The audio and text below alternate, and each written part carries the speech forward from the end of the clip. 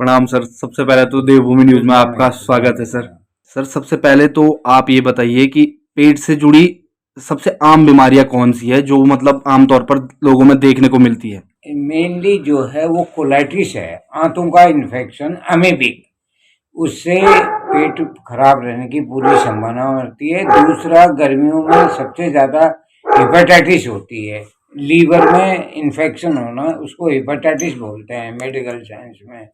ये कॉमन बीमारियां हैं। और जो और बीमारियां, आंतों का फटना, आंतों में रोग आ जाना, ऑब्स्ट्रक्शन बोलते हैं उसको हम, ऑब्स्ट्रक्शन हो जाना।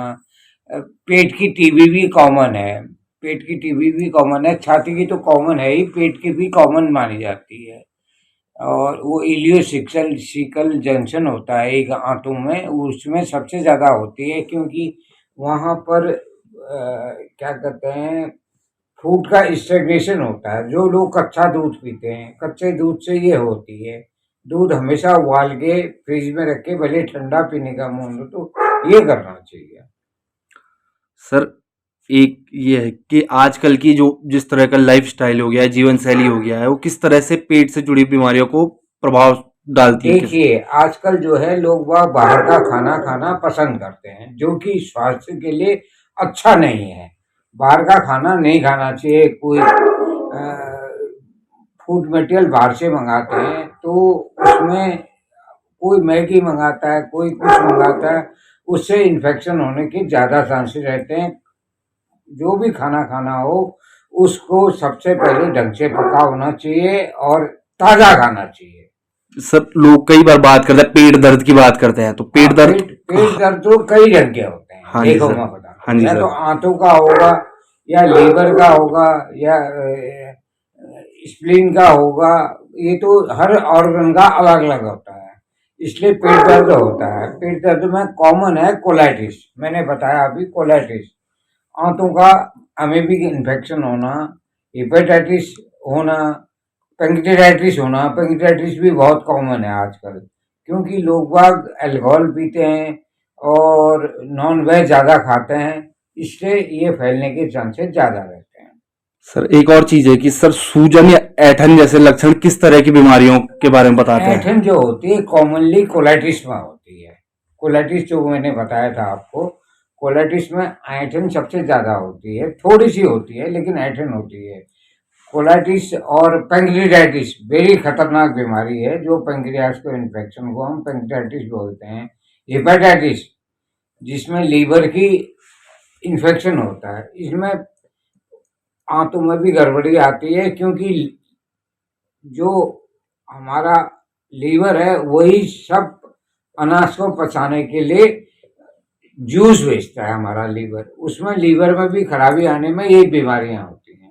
सर अक्सर सर्जरी कराते हैं लोग किसी बीमारी से जुड़े हुए, तो सर्जरी से पहले और सर्जरी से बाद में किस तरह का ध्यान रखना चाहिए मरीज को। नहीं, सर्जरी से पहले तो सर्जरी करनी ही करनी है। आंतों में आंत फट गई तो भी सर्जरी करनी है।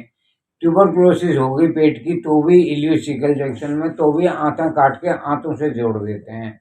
और आपका क्रॉन्स डिजीज होती है, अल्सरेटिव कोलाइटिस होती है, उसमें तो ऑपरेशन करने की नौबत दवाइयों से ज़्यादा ठीक हो जाता है।